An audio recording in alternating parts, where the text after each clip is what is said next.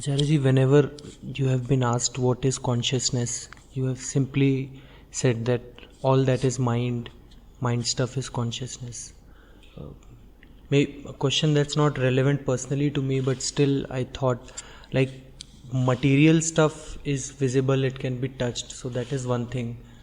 The other thing is the Atman, which is beyond knowledge and all. This consciousness thing is somewhere in between. So, many people have asked this foolish question, where does consciousness reside and everything. I'm not trying to ask that, but still, like, what is it? What constitutes it? How does it work? See, how does this material body come to be conscious is a great mystery. There is no answer to that. You cannot similarly answer the question, how does this material body come to become unconscious? Or how does prana leave the body? Ramana Maharshi used to explain this by saying that there is a jad chetan granthi somewhere in the body, where the jadata, which is the material body, meets consciousness, pure consciousness. And he used to say that granthi, that knot, is the cause of all human suffering.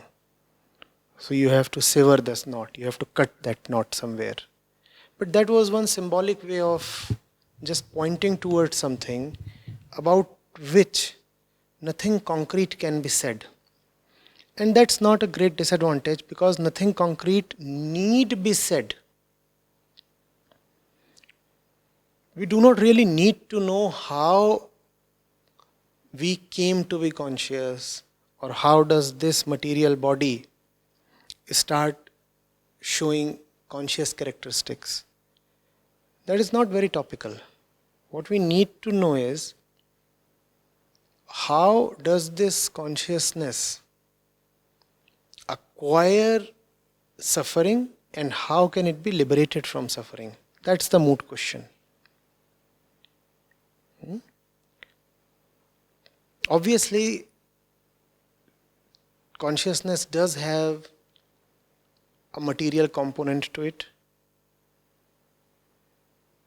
You could say that the material component of consciousness resides in the brain, or you could say somewhere else in the body. Science would say brain.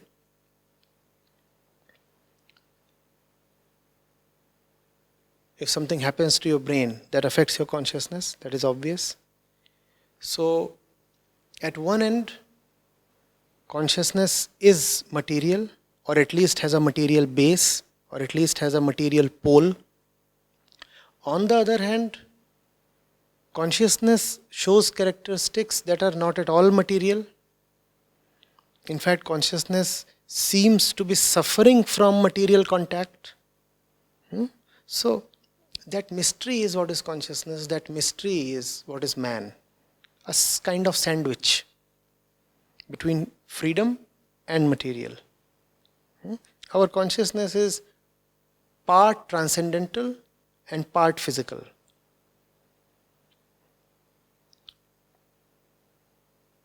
It suffers from this in-betweenness. It is neither fully transcendental nor fully, and that's suffering. Now this suffering can be overcome in two ways. One, die, which means become fully material. Or drink. When you drink again, consciousness loses its transcendental heights and sinks down almost into something very chemical, very material. Drug yourself down. That is another way to alleviate suffering. Are you getting it? And somehow, unfortunately, these have been taken as the easy ways. There are chemical drugs and there are mental drugs.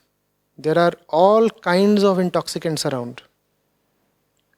You can take them in get high, get inebriated, and allow yourself at least a momentary freedom from the experience of suffering. The other way to get rid of suffering is to leave material very far behind. In betweenness is the problem. You have to either go that side or go this side. You have to either move fully towards the sky, or you must accept sinking down into the earth. Spirituality is about taking the former route, the former option.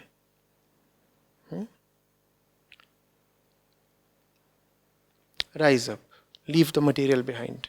It is possible. That's the spiritual approach.